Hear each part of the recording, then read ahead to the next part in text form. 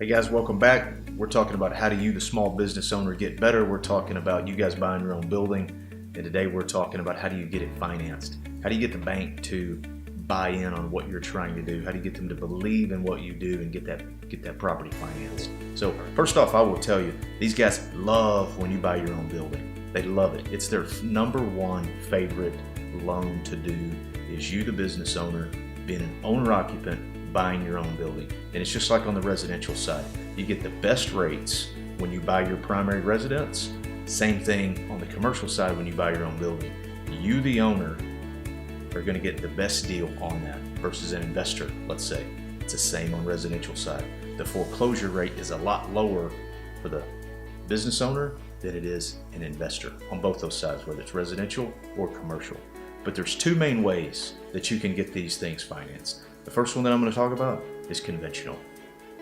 So a conventional loan, the bank is going to expect you to put 20% down. So on $1 million loan, let's say, that's $200,000 that you have to give to the bank as part of that down payment, and they will give you a loan for $800,000. Now they will give you a 20-year loan on average, and your rate will be fixed on an adjustable rate basis. Generally, that's the majority of commercial loans, and you can get a 3 to 5 year adjustable rate mortgage on that.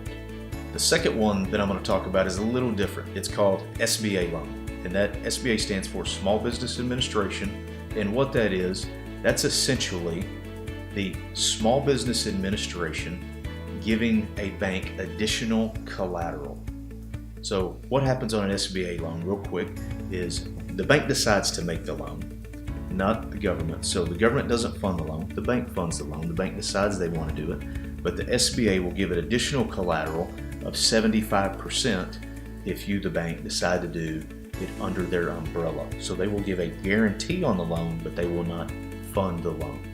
And in this scenario here, you get a little bit more favorable terms. So they're harder to get, but if you want less money down, SBA is the way to go. So SBA will allow you to do 10% down. So on that $1 million building, instead of putting $200,000 down, you can put $100,000 down.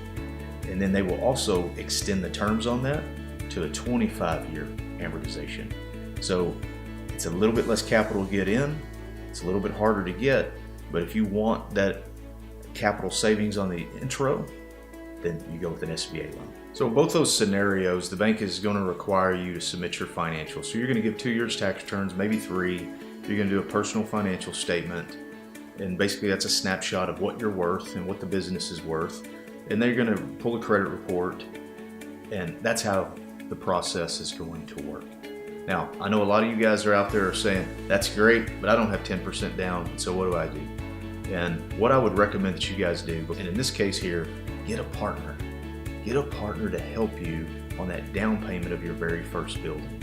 Once you've owned the property for a period of time, you have that equity in there. If you wanted to sell that building, you've got the equity, you've got the debt reduction, so you guys will be able to split a substantial chunk of equity between you and your partner. And then you can take your equity piece and potentially go buy the next one on your own 100%. So again, we want to be your one-stop shop. We want to be the commercial realtor for you. We want to be the banker for you. And we want you to reach out to us with any questions or any kind of feedback you have. And we look forward to hearing from you.